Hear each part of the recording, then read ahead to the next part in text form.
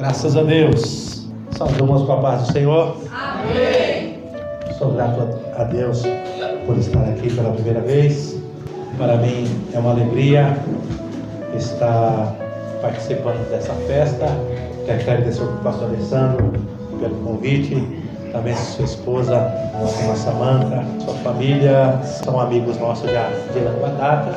Amados, abra sua Bíblia aí mesmo sentado, no livro de Romanos, capítulo 8, versículo 31. E eu quero ler também o versículo 36. Que diremos, pois, a estas coisas? Se Deus é por nós, quem será contra nós? Primeiro, que coisas são essas? Versículo 36. Como está escrito: por amor de ti somos entregue à morte todo o dia.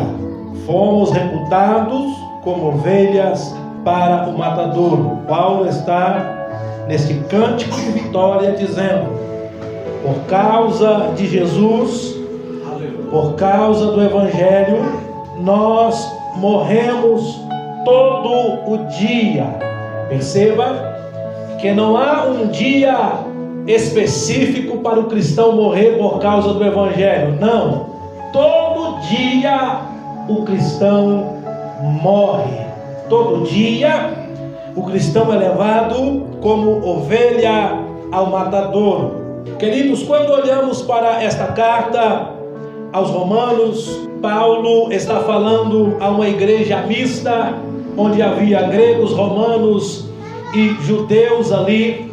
Paulo começou a tratar de coisas eternas. Primeiramente, que o Evangelho é o poder de Deus para salvar todo aquele que crê. Paulo estava dizendo: olha, não há vergonha no Evangelho, não há por que me envergonhar do Evangelho, porque o Evangelho salva a todos, primeiramente judeus, depois gregos. E Paulo continua dizendo dos gregos e romanos que também eram filhos de Abraão, porque Abraão não só tem filhos na carne, Abraão também tem filhos na fé. Você é filho de Abraão? Amém. Paulo, no livro de Romanos, tratou sobre isso. Olha, vocês também pertencem à família de Abraão. E Paulo continua dizendo a respeito do batismo. E quando chegou no capítulo 8, Paulo agora está falando a respeito de morte. No capítulo 8,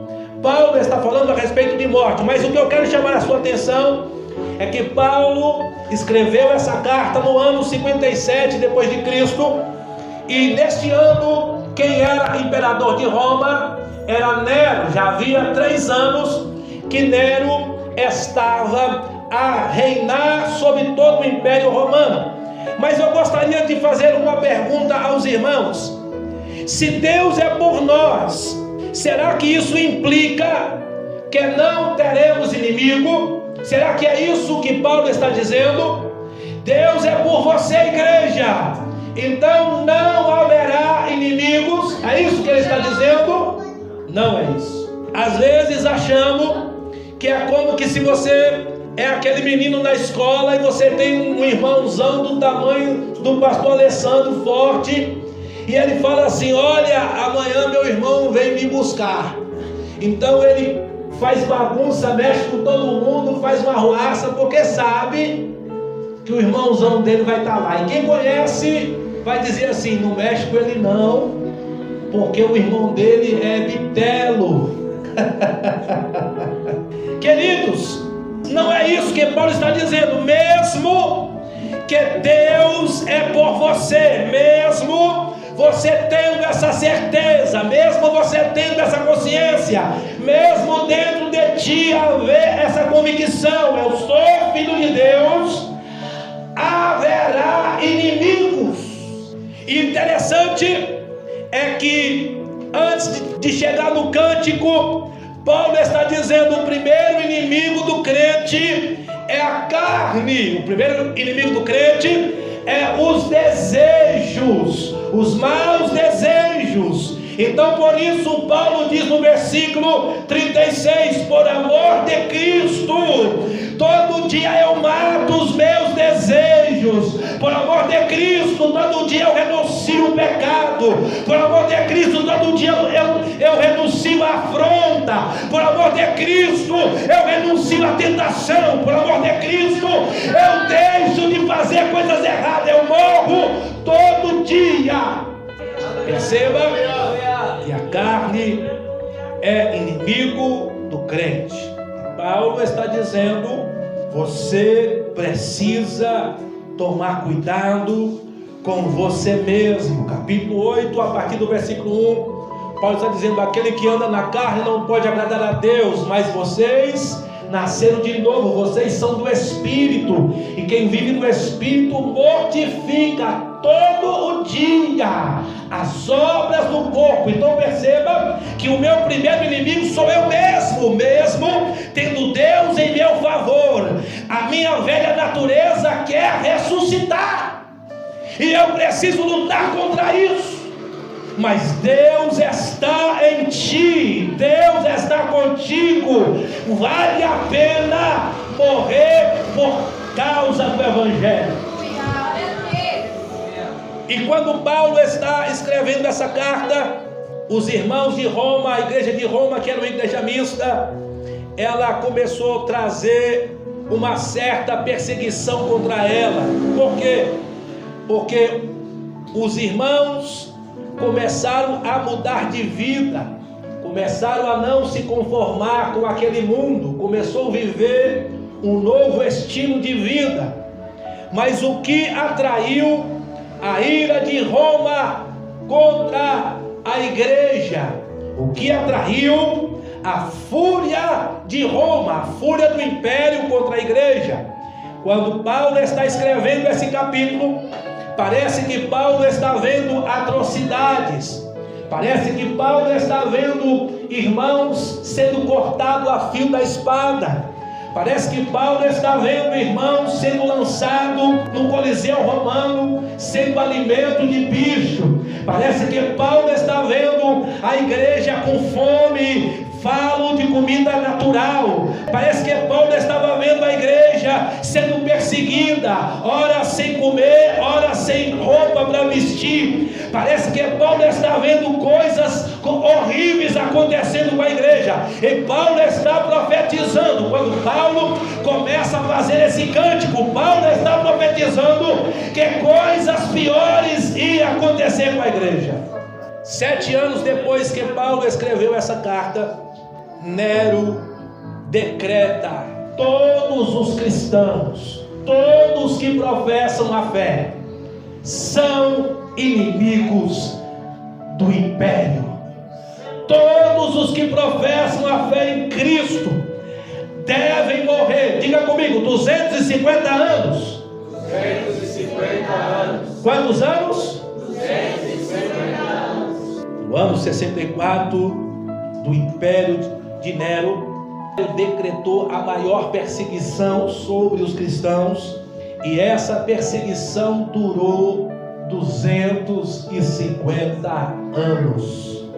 Imagina, irmão, 250 anos ser caçado.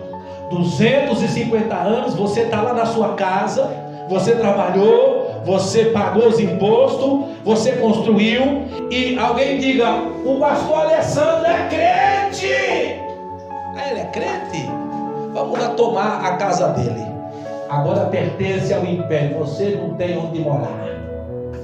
Mas tem um detalhe: você pode negar que é crente, e você pode ficar com tudo que você tem, não vai ter problema nenhum. 250 anos, queridos, a igreja viveu a maior perseguição já vista. A igreja viveu, mas por que o império era contra a igreja? Porque todo imperador romano era reverenciado e adorado como divino. Perceba que todo mundo podia adorar, servir a sua religião, desde que fizesse uma oferenda para o imperador. Você poderia ser o que você quisesse. Você poderia dizer que o sapo é Deus, desde que você dissesse: o imperador também é Deus. Mas a igreja não era assim. A igreja dizia: há só um Deus e há só um Senhor. Nós não adoraremos a César, nós não nos renderemos a idolatria nenhuma. Há só um Senhor, há só um Salvador, e por causa disso era perseguida. Aleluia, aleluia. Queridos, os homens maus amavam perseguir crente. Por quê, irmão?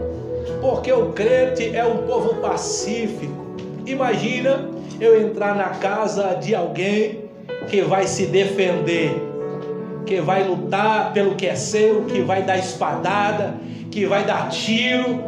Você não vai levar as minhas coisas fácil não, você pode até levar, mas eu vou dar umas facadas, vou dar uns tiros. Os crentes não eram assim não. Crente não era assim não. Você quer levar? Pode levar. Você quer a minha casa, meus bens? Tudo é teu.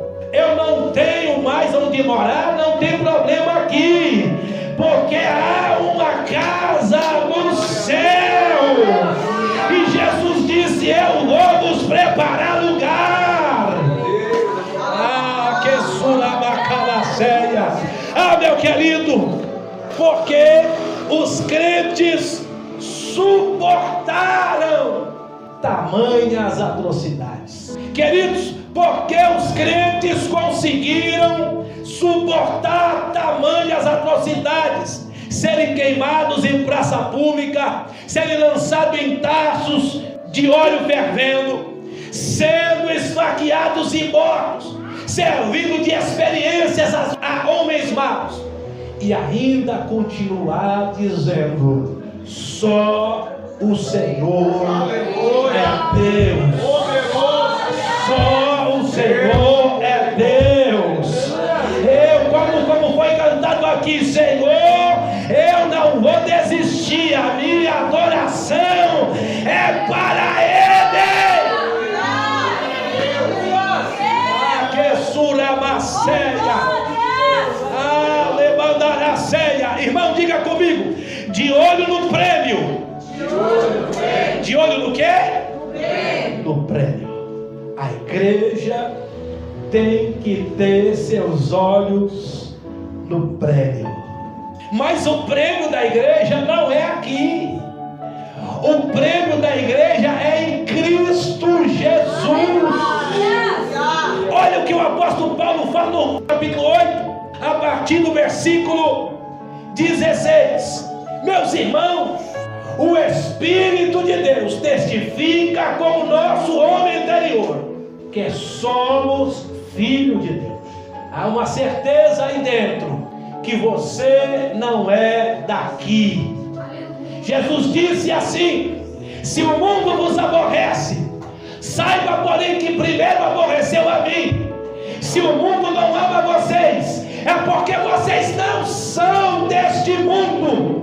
Se vocês fossem deste mundo, o mundo amaria vocês, o mundo favoreceria vocês. Mas como vocês não são deste mundo, o mundo vos persegue, o mundo vos maltrata, o mundo quer o vosso mal. Mas fiquem em paz, porque antes de vocês o mundo perseguiu a mim. Aleluia! Aleluia! Jesus sofreu primeiro. Jesus padeceu primeiro. E Jesus disse: se o Senhor padece, por que o servo não padecerá? Tem lógica? Tem lógica o Senhor ser chicoteado e o servo do Senhor ficar livre? Tem lógica? Não tem lógica? Tem lógica matar o Senhor na cruz e o servo do Senhor não sofrer nada? Ei, quando decidimos aceitar Jesus, nós dizemos assim para o mundo: eu não pertenço mais a este lugar, eu não sou mais dessa terra. Querido, e quando você diz eu rompo com o sistema do mundo, quando você diz: eu rompo com tudo que o mundo me oferece. O mundo diz: agora você é meu inimigo. Agora você é meu inimigo. Eu não tinha nada contra você, mas agora eu tenho. Queridos, então Paulo continua dizendo, capítulo 8, versículo 17 de Romanos: olha, se somos filhos, somos herdeiros de Deus e também co-herdeiros de Cristo, se é certo que com Ele padecemos, para que também com Ele sejamos glorificados. Paulo está dizendo: olha, todo sofrimento que você está passando por ser crente, toda a luta, toda a perseguição que você sofre pelo simples fato de ser crente, é certo que você padeça por isso, mas também é certo que Deus te glorificará. Aleluia! Porque tenho para mim, versículo 18, que as aflições desse tempo presente não são para comparar, aleluia, com a glória em que em nós há de ser revelada.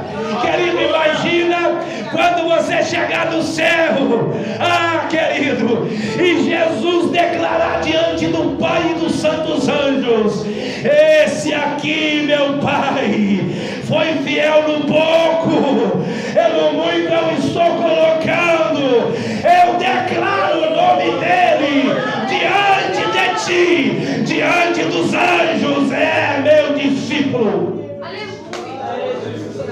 Aleluia!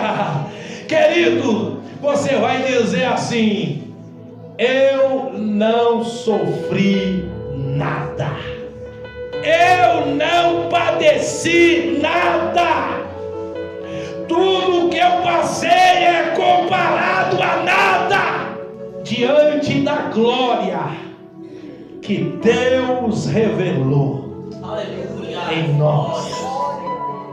Queridos, de olho no prêmio, Paulo está dizendo: olhe para o que vocês vão receber. Jesus, ao ensinar a igreja, disse assim: ei, ajunte tesouro no céu, aonde não há traça, aonde não há ladrões, aonde não se corrói, aonde não se corrompe. Que o coração de vocês esteja lá, que o desejo de vocês esteja lá. Faça a vontade de Deus aqui, esperando receber lá. Aleluia! Talvez aqui você não receba aplauso, talvez aqui você não receba honra, talvez aqui ninguém te enxergue, mas Deus diz: eu enxergo, eu vejo, eu sei quem você é. Há um memorial diante de mim e eu vou te honrar lá. Olhe para o prêmio. Queridos, quando olhamos a disposição dos cristãos em morrer, é porque eles estavam olhando para o que eles eram em Deus. Eles estavam olhando para o que eu receberei. Primeiro, Paulo também disse: olha, Deus não vos deu espírito de medo. Querido, porque os discípulos não negavam, porque há em nós um espírito de coragem, há em nós um espírito de ousadia, há em nós a disposição de morrer pela causa. Talvez você diga, e eu também digo, mas eu nunca fui provado nesse sentido. Nós não fomos, mas o Espírito que estava nos discípulos lá é o mesmo Espírito que está em você aqui. Aleluia! Quando chegar a hora, quando chegar o momento, você vai dizer: eis-me aqui, Senhor. Aleluia! Porque o Espírito que está em ti é de poder, é de coragem, é de ousadia. Ah, querido, você vai dizer assim: bendita seja esta hora. O nosso pastor Alessandro citou aqui Sadraque, Mesaque e Abednego. Querido, preste bem atenção na disposição destes jovens. O rei Nabucodonosor, que também queria ser adorado através daquela imagem, fez um Deus que deveria ser adorado. Sadraque, Mesaque disse assim: nós não vamos adorar esse Deus não. Mas aí, querido, Nabucodonosor deu uma oportunidade para eles. Ei rapaz, eu não sou de fazer isso não, mas porque vocês são pessoas tão ilustres no meu reino, eu vou mandar os gaitistas, os flautistas, eu vou mandar os que tocam fôlei fazer a música de novo. Aí é só vocês dobrar o joelho, dar uma adoradinha e pronto, segue a vida em paz. É só uma adoradinha, é só uma reverenciadinha. Aleluia, queridos, eu fico às vezes a pensar sobre isso. Irmão, se Satanás teve a ousadia de pedir para Jesus adorar ele, será que ele não vai nos tentar a adorá-lo? Será que ele não vai forçar situações para que nós o adoremos? Que nós rejeitemos a fé? Mas aqueles jovens disseram assim para Nabucodonosor, versículo 17: eis que o nosso Deus, a quem nós servimos, é quem pode nos livrar, e ele nos livrará do forno de fogo ardente das tuas mãos, ó rei. Mas o versículo 18 é interessante, ele diz: e se não? E se não? Pode ser que Deus não livre? Será que todo crente tem que morrer dormindo? Será, irmão? Será que todo crente tem que morrer na igreja no dia do culto de louvor? Não. Queridos, esses jovens disseram: se Deus não nos livrar, eu sei que Ele pode, eu sei que Ele tem poder, eu sei que Ele domina o poder do fogo, eu sei que Ele domina sobre o reino dos homens, eu sei que Ele pode. Mas se Ele não quiser fazer, se Ele não quiser me livrar, fica sabendo, ó rei, Poderoso Deus, não vou adorar a ti nem sua estátua. Querido, fé é isso, fé inabalável, não troco a minha fé por nada. aleluia. Ah, queridos, quando olhamos para o escritor aos Hebreus, olha o que o escritor aos Hebreus revelou acerca de Moisés. Ele disse assim: olha, Moisés recusou, capítulo 12, versículo 24 a 26. Moisés recusou ser chamado filho da filha de Faraó. Queridos, isso é coisa muito grande, humanamente falando, para se recusar. Diz o texto que ele preferiu, ele escolheu, ele decidiu ser maltratado com o povo. Foi escolha dele. Ele preferiu ser maltratado com o povo do que ter o gozo do pecado. Perceba que ele poderia viver muito bem à custa das famílias real. Ele poderia viver muito bem, mas ele preferiu: eu escolho ser maltratado, eu escolho sofrer por um pouco de tempo, porque não vou viver com o gozo deste mundo. Mas diz o escritor aos Hebreus: porque teve por maiores riqueza o vitupério de Cristo. Querido, sabe o que o escritor aos Hebreus está dizendo? Que Deus revelou para ele o Filho de Deus sendo morto, sendo vituperado. Deus mostrou para ele o Messias, o ungido, sendo entregue aos homens e sendo hasteado numa cruz. É isso que o escritor está dizendo.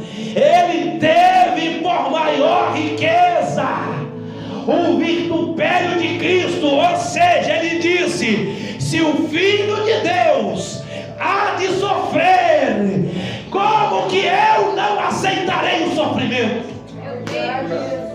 Se o Filho de Deus há de padecer, por que eu rejeitarei sofrer por causa do Evangelho? Por causa do povo de Deus. Ei, meu querido. Ei, meu querido. Ei, meu querido. O sofrimento aqui não há de se comparar com a glória que há de ser revelada em nós. Ah, meu querido, quando Deus quer extrair o perfume das mais belas flores, se pega as pétalas das flores e se esmaga. Quando Deus quer extrair o perfume de alguém, sabe o que Deus faz? Deus esmaga aquelas flores. Sabe quando Deus quer colher o vinho da uva? Deus pisa a uva no lagar. Deus pisa a uva para se colher o suco. Sabe quando Deus quer tirar azeite da azeitona? Deus esmaga a azeitona para colher o azeite da azeitona. Ei, meu querido, quanto mais você é esmagado, mais azeite sai de você. Quanto mais você é pisado, mais suco da uva sai de você. Quanto mais você é esmagado, mais o bom cheiro de Jesus, mais odor de Cristo. Aleluia. Quanto mais provado, mais cheiroso você é. Adabacalamaceia. Quanto mais atribulado, mais cheio de Deus você é. Adaecere Macaue. Não neste mundo. Deus não escolheu tirar as nossas lutas e provações neste mundo. Deus não escolheu isso para nós. Não neste mundo. Não quero dizer que a nossa vida vai ser só sofrimento. Não quero dizer isso. Mas todo sofrimento faz parte da vida cristã. O apóstolo Paulo tinha um espinho na carne e ele estava angustiado com aquilo. Alguém diz que a enfermidade pode ser, não sei, mas eu fico pensando, você ter uma dor no seu corpo, eu estou conjecturando, e você orar para todo mundo e todo mundo ser curado, e você dizer para Deus: Deus, e eu? Tem calar séria. Eu fico pensando, todo mundo que vem com dificuldade, vem com problema, Deus te dá uma palavra, Deus te dá uma revelação, Deus te dá um direcionamento, mas não levanta um profeta para falar com você. Você fala: Deus, e eu?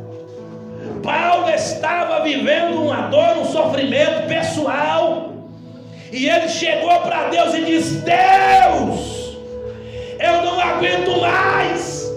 Aí Deus disse para ele: Paulo, eu não vou tirar essa dor não. Eu não vou tirar isso de você não. Isso daí foi algo que eu coloquei na tua vida, para que você não se orgulhe, para que você não passe dos limites. Quando você está pensando que é bom, vem lá o mensageiro do diabo e toca em você, e você vai alucinada. Quando você está pensando eu sou alguma coisa, o mensageiro toca em você, você diz: eu não sou nada. A luta vem e te joga lá embaixo. Aí você diz: meu Deus. Aí Deus diz: olha, o meu poder se aperfeiçoa na tua fraqueza. Eu não sei qual é a tua fraqueza, mas Deus está dizendo: eu estou aperfeiçoando. Eu estou aperfeiçoando. Quanto mais você sofre, mais eu estou crescendo em você. Quanto mais ebadará ceia, quanto mais você chora, mais a minha graça desce, mais a minha unção flui. Quanto mais você é aprovado, mais tem gente sendo crente. Poderoso Deus. Esúria Lacaue Maresura Macalaceia. Aleluia! Querido, tem coisa que Deus faz e você não entende. Aleluia! Jó, temente a Deus, fiel, se desviava do mal, fugia da aparência do mal, ajudava os necessitados, era um homem honrado. O próprio Deus deu testemunho dele. Aí, querido, Deus permite que Satanás se levante contra ele, perde todos os seus bens em um só dia. Em um só dia perdeu tudo. Ele não se alegrou com aquilo. Quem se alegraria? Mas ele disse: Deus deu, Deus tomou. Nu eu saí do ventre da minha mãe, e quando eu morrer, eu não posso levar nada disso. Bendito seja o nome de Deus. Que bandará ceia. Aí Satanás tomou um tapa na orelha de um homem que continuou fiel. Aí sobe o diabo lá, fala assim: ele não te negou, é porque ele está bem de saúde. Isso é uma filosofia humana. O importante é ter saúde. Se a gente tiver saúde, a gente conquista tudo de novo. Não é assim? O camarada rouba o teu carro, você fala: roubou meu carro? Mas eu tenho saúde, Deus vai me abrir a porta e eu vou comprar de novo. Deus me dá saúde. Entrou na tua casa, levou seus bens, você ficou triste, é verdade. Mas você olha para você saudável, você diz: Deus tem conservado a minha saúde, Deus vai me abençoar, vou comprar de novo. É uma filosofia. O diabo disse: ele está feliz porque tem saúde, toca na saúde dele. O que Deus disse? Toca. Só que a alma dele você não tira, porque só Deus é quem determina quem vive e quem morre. Por que o crente morreu? Porque Deus determinou. Por que os cristãos sofreram 250 anos? Porque Deus permitiu. E eles não negaram, e é por isso que a fé chegou até aqui. Aleluia! Nós somos tocados pela fé deles. A enfermidade veio. O diabo achou uma fraqueza na mulher de Jó. A mulher de Jó disse: olha, nega o teu Deus e morre, porque é só isso que lhe resta. O que está te mantendo vivo é a tua fidelidade. O diabo falando todinho na boca da mulher dele. Ela estava em um momento de fraqueza. Quem não ficaria? Jó diz: você é uma doida. É desse jeito que você está falando. Você só quer o bem de Deus? Deus também pode nos dar o mal. Ou você acha que Deus não tem vara? O salmista disse: a tua vara me consola. Deus tem vara. Talvez Deus está nos corrigindo. Aleluia! Bendito seja o Senhor pela enfermidade. Bendito seja o Senhor pela dor. E você vai lendo o livro de Jó, você vê que ele amaldiçoou até o dia que ele nasceu. Jó reclamou. Jó disse: eu não estou vendo Deus. Mas em determinados momentos, Jó se erguia e dizia: eu sei que meu Redentor vive e que por fim se levantará. Ei, meu querido, a espada pode te ferir, mas o teu Deus está com você. A fome pode te atingir, mas o teu Deus está com você. A nudez pode te atingir, mas o teu Deus anda com você. As pragas e doenças também pegam a crente. Eu dizia na minha inocência e infantilidade cristã, eu dizia assim: crente não pode ficar doente, pegar câncer. Crente não pode, não, crente não passa por isso. Olha que doideira, irmão. Minha mulher pegou só 3 vezes. Eu falei assim: não, crente pega assim. E Deus cura todas as vezes. Deus cura todas as vezes. Ainda que você passe pelo vale de sombra da morte, se não é o tempo de você ver o teu Deus, Deus te levantará. Aleluia. Para concluir, Jó, quando viu Deus, lá no final do capítulo, Jó colocou a cara no pó e disse: Deus, tudo que eu falei era palavra sem sentido. Tudo que eu falei, o dia que eu amaldiçoei, tudo que eu falei de errado, eu estava na luta, na provação, mas eu me arrependo no pó e da cinza, e sei que o Senhor tudo pode, e os seus planos não podem ser frustrados. Poderoso Deus. Não sei qual é o caminho que Deus decidiu para você, mas haverá alegria e haverá choro, haverá cura e haverá doença, haverá prosperidade, mas também haverá escassez.